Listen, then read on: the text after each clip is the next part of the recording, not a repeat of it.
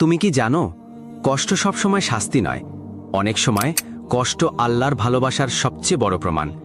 তুমি হয়তো ভাবছ, আল্লাহ যদি আমাকে ভালোবাসতেন তাহলে এত কষ্ট দিতেন না। আজ আমরা জানব সেই 4টি কষ্ট যা আল্লাহ কেবল তার প্রিয় বান্দাদেরই দিয়ে থাকেন। প্রথম কষ্ট, দোয়া কবুল হতে দেরি হওয়া। তুমি হয়তো অনেক দিন ধরে দোয়া করছো, কিন্তু এখনো কবুল হচ্ছে না। তুমি হয়তো ভাবছ, আল্লাহ কি আমার দোয়া শুনছেন না? কিন্তু সত্যি হলো, তিনি শুনছেন, শুধু তোমার জন্য উপযুক্ত সময়ের অপেক্ষায় আছেন। আল্লাহ চান তুমি ধৈর্য ধরো, আরও বেশি করে তাকে অনুভব করো। তিনি চান তোমার হৃদয় শুধু তার কাছেই নরম হোক। দ্বিতীয় কষ্ট, ঘন ঘন পরীক্ষা। জীবনে একটার পর একটা বিপদ আসছে, চারদিক থেকে হতাশা তোমাকে ঘিরে ফেলেছে। এটাই আল্লাহর ভালোবাসার প্রমাণ। ঠিক যেমন আগুনে গলে সোনা খাঁটি হয়, তেমনি কষ্টে একজন মুমিন পবিত্র হয়। আল্লাহ যখন কাউকে ভালোবাসেন, তিনি তাকে বারবার পরীক্ষা করেন, যাতে সে আরও পরিশুদ্ধ হয়। তৃতীয় কষ্ট, প্রিয় জিনিস কেড়ে নেওয়া।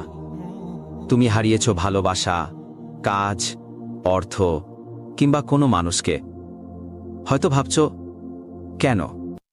আল্লাহ জানেন, হয়তো সেই জিনিসটা তোমার জন্য ক্ষতিকর হয়ে যাচ্ছিল, তাই তিনি তোমার পথ পরিষ্কার করেছেন, যেন তুমি আরও ভালো কিছু পেতে পারো। তিনি যা কেড়ে নেন, তার চেয়েও অনেক উত্তম কিছু দিতে চান। চতুর্থ কষ্ট, তোমার চারপাশে অনেক মানুষ থাকা সত্ত্বেও তুমি নিজেকে একা অনুভব করো।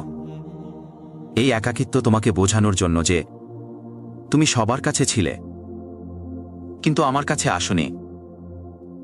অনেক সময় আল্লাহ আমাদের সব সম্পর্ক ভেঙে দেন, সব দরজা বন্ধ করে দেন, শুধু যেন তুমি একটা দরজায় কড়া নাড়ো।